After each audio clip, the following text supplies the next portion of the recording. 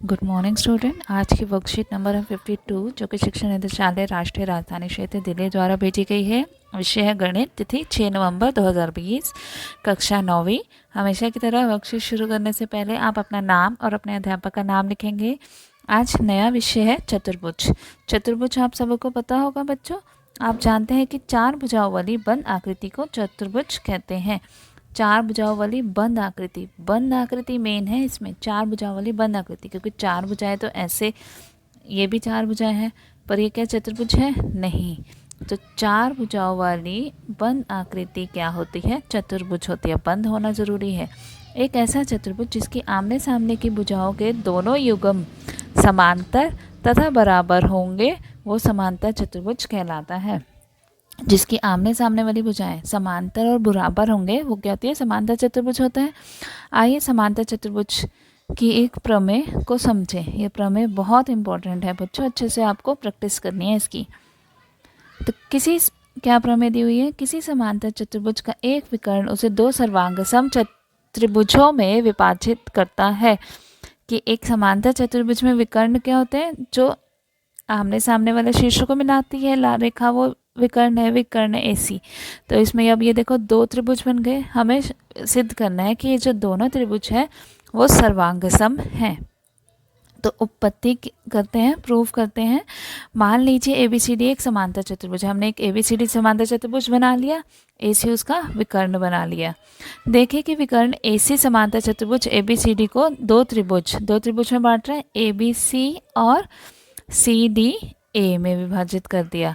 हमें सिद्ध करना है कि ये दोनों त्रिभुज सर्वांगसम हैं। तो त्रिभुज ABC और CDA के लिए ध्यान दीजिए कि जो BC है वो AD के समांतर है। तो इसके जब और AC क्या है? एक तिर्यक रेखा है, समांतर रेखा है। और तिर्यक रेखा में क्या होता है? एकांतर अंतःकोण बनते हैं। मीन्स ये वाला कोण 5 बराबर होगा 6 के। ऐसे ही CD और AB समांतर है, तो 4 बराबर होगा 3 के एकांतर अंतःकोण। तो इसलिए 6 आ गया 5 के बराबर, 4 आ गया 3 के बराबर।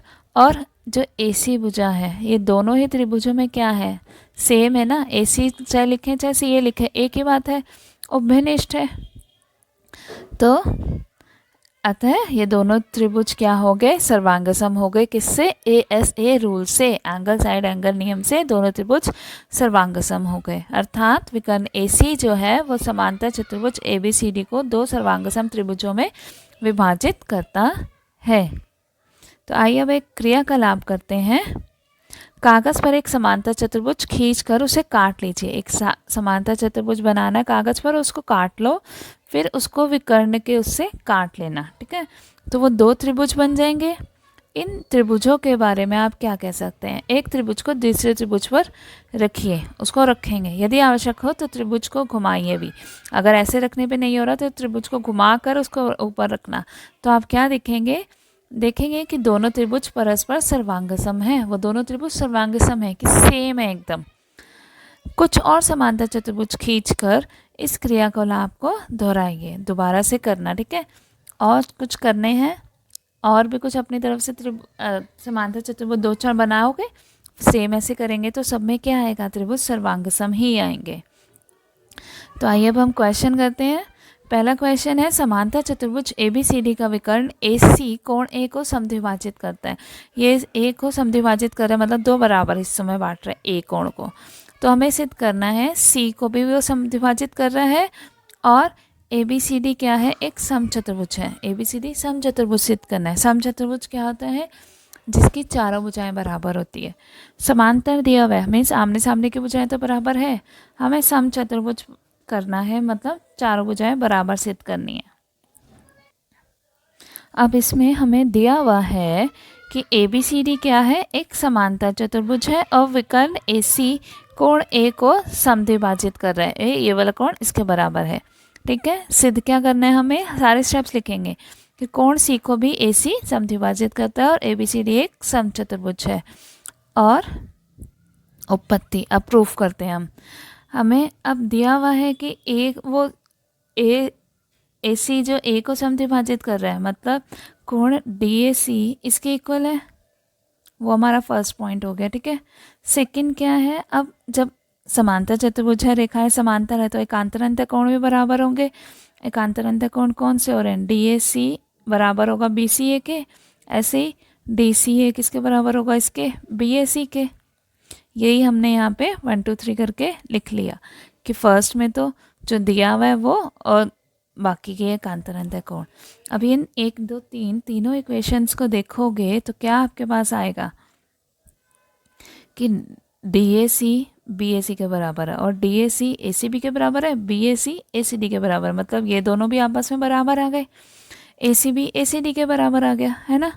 तो जब ACB ACD के बराबर आ रहा है, ACB कौन सा? ये वाला, और ACD ये वाला, ये दोनों बराबर आ रहे हैं, तो यहाँ से क्या आ रहा है? मतलब AC इसको भी समद्विभाजित कर रहा है, तभी ये दोनों कोण बराबर आ रहे हैं। फर्स्ट पार्ट तो हमारा सिद्ध हो गया। सेकेंड पार्ट के लिए अब क्या करते हैं? यहीं पे देखो, इसको DAC BAC के बराबर है और BAC ACD के बराबर है, तो यहाँ से क्या आ गया? DAC ACD के बराबर है ना। और ऐसे ही DAC, अगर हम पहले दो पॉइंट देखें, DAC BAC के बराबर है और DAC ACB के भी बराबर है, तो BAC किसके बराबर आ रहा है? ACB के बराबर आ रहा है। तो अगर हम आकृति में देखें, DAC ACD के बराबर, DAC ये वाला इसके बराबर आ रहा है और ये वाला इसके बराबर आ रहा है। तो जब हम खाली ये वाला त्रिभुज देखो, इसमें ये कोण इसके बराबर आ रहा है, तो जब दो कोण बराबर होते हैं उनकी सम्मुख भुजाएं भी बराबर होती है। ऐसे ही ये कोण बराबर है तो इसकी सम्मुख भुजाएं बराबर हैं, है ना।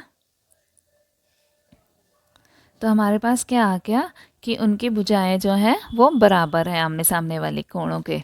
तो DA equals to DC, BA equals to BC आ गया। और हमें आमने सामने वाली भुजाएं तो बराबर दी ही हुई थी, समांतर चतुर्भुज है, तो यहाँ से हमारे पास क्या आ गया कि चारों भुजाएं बराबर है। जब चारों भुजाएं बराबर है तो वो क्या हो जाएगा? एक सम चतुर्भुज हो जाएगा। Question number 2। क्वेश्चन नंबर 2 देखिए, SSS नियम के प्रयोग से सिद्ध कीजिए कि किसी समांतर चतुर्भुज का एक विकर्ण उसे दो सर्वांगसम त्रिभुजों में विभाजित करता है। जो ऊपर हमने ये प्रमेय पढ़ी है, यही है ये प्रमेय, बस उसमें हमने ASA रूल लगाया था, इसमें हमें क्या लगाना है? SSS रूल लगाना है। अब इसमें देखिए, ABCD एक समांतर चतुर्भुज दिया हुआ है हमें, AC उसका विकर्ण है। हमें सिद्ध करना है कि त्रिभुज ABC और त्रिभुज CDA ये दोनों क्या है? सर्वांगसम है। अब ABC और CDA में देखो क्या चीज़ है? AB बराबर है CD के और BC बराबर है DA के, समांतर चतुर्भुज की सम्मुख भुजाएं हैं। और AC क्या है? CA के बराबर है, सेम है ना, AC तो ये SSS रूल से दोनों क्या हो गए? त्रिभुज सर्वांगसम हो गए। SSS से दोनों त्रिभुज सर्वांगसम हो गए। बहुत सिंपल था ये, उभयनिष्ठ है।